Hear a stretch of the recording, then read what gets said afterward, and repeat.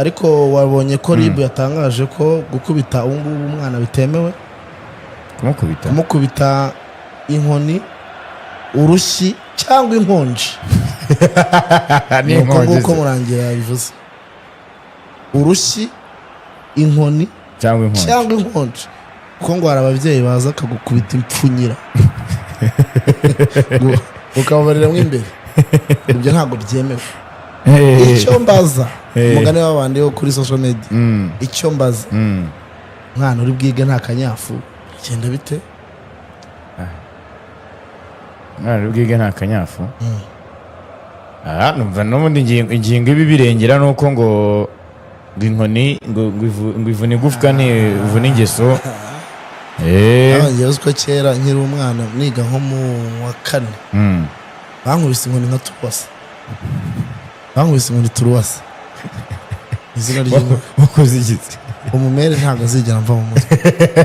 Turuwasa yari umwarimu uzi, yari umwarimu mwana ahubwo warigize no nararengana ako mama yaramwishe.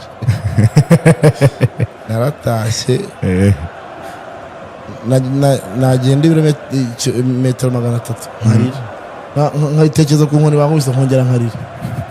Nagera mu rugo nkoga nakwicara nkongera nkarira. Cyecura agahinda karanyica. Ariko ngo wari wakuzinze inkoni. Nerese wari wakoze iki? Wari wakoze iki kuryo wakoze inkoni zigaragara? Umuntu yarambeshye. Kubeshye iki bo? Izina ry'Imana. Bo yakoze. Abantu baragiye. We nuko yagira ngo ndakubeshye. Ubwo oya ikibazo yari cyo. None arapfuye yari ariko muteretse mu shoti ajya ngo ni yambere zo kwa 4 n'umunsi wo kubeshya. Urumva we kubona inyenyeri. Umuntu yarambeshye. Abantu bangendagaho kuva kera. Hano baragiye mu bwiherero banditsemo ibintu. Bra. Kumumete kuri uwo mumeterese. Aramushushanya. Bari n'umushushanya. Aramushushanya. Ati ibintu byose. Bagatuye umukono no wa Bonheur. Atuye niwe. Banjyana Sembo. Bro barankubise abana bagira impuhwe bararira baragenda barana. Nese yagukubise ari umwe. Cyangwa bari wese n'ibya bindi ngo yapfuye nawe utahiryaga we hanyuraga wese barankubise yabaga cyangwa bateyemo n'inkonje niyo mpamvu bavuze ku nkonje. Icyo bita igishari narakiriye bara nta nkone zikinkanga.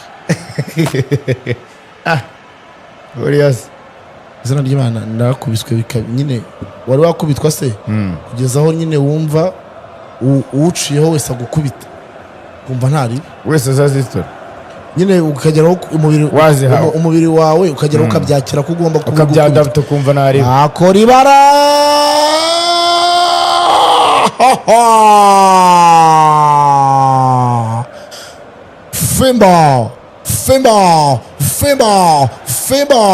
Fimbo Chicote Capuvere Go Mama Vozinha Yego